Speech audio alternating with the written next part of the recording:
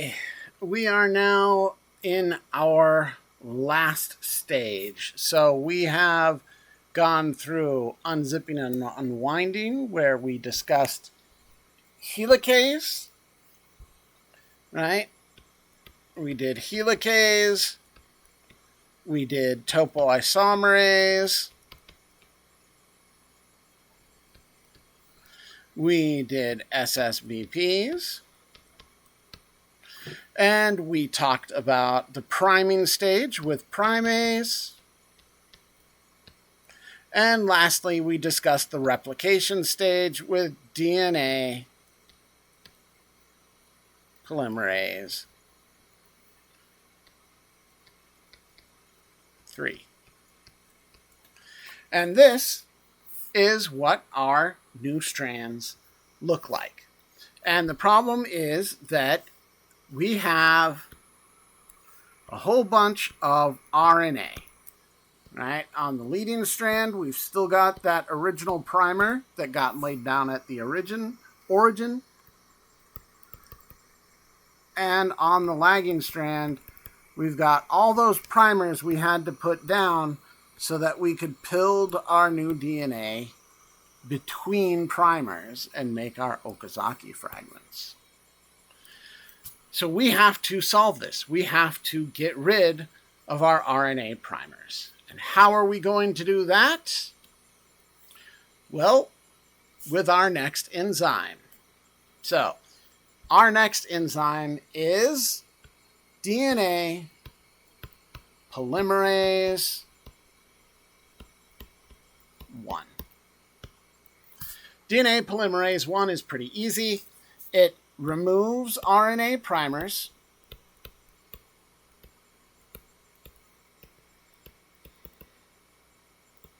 and it replaces them with DNA. And it's pretty simple to illustrate. So, we remove an RNA primer, and we just replace it with some DNA. I'll do that in yellow.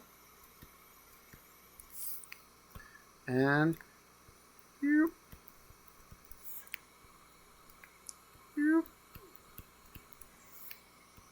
and this is just DNA Polymerase I.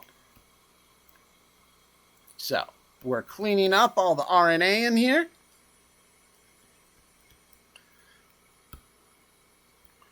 And we are making everything into DNA.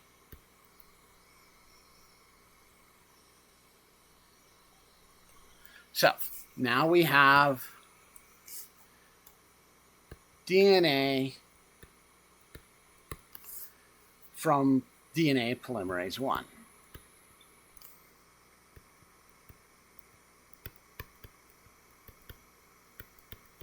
Are we done?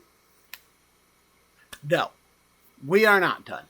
And the reason we're not done is one more of those fun evolutionary baggage things. If it ain't broke, don't fix it. And one of the ain't broke, don't fix it things is that after DNA Polymerase I pulls a primer and replaces it with DNA, it does not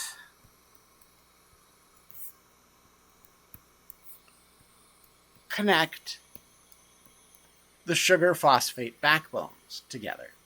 In other words, if you were to draw this, right,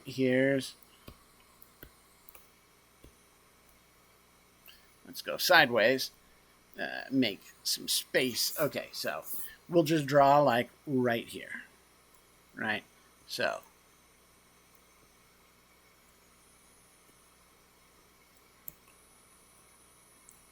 there's my nitrogenous base. We got 1', 2', 3', 4', 5'. And we've got our phosphate groups connecting our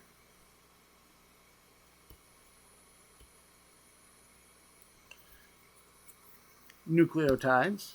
So We'll just put one more right here just to illustrate.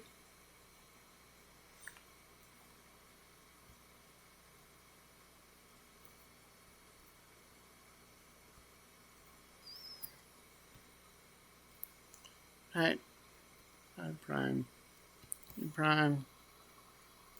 There's my 5 prime. And there's a phosphate group.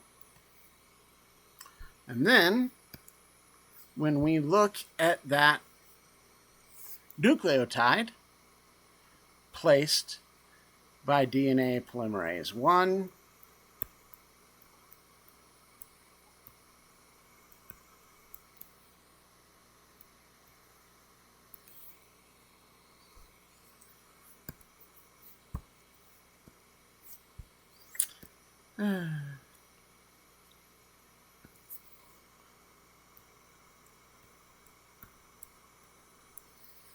right, what we see is a gap.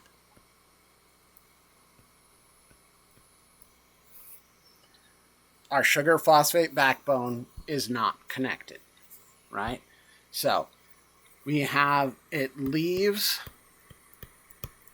gaps in the sugar phosphate backbone betwixt the DNA that replaced the primers and the DNA that was put down by polymerase III. And that is our big downside of polymerase I, which means there's one last step to clean up, which we will talk about in our next short.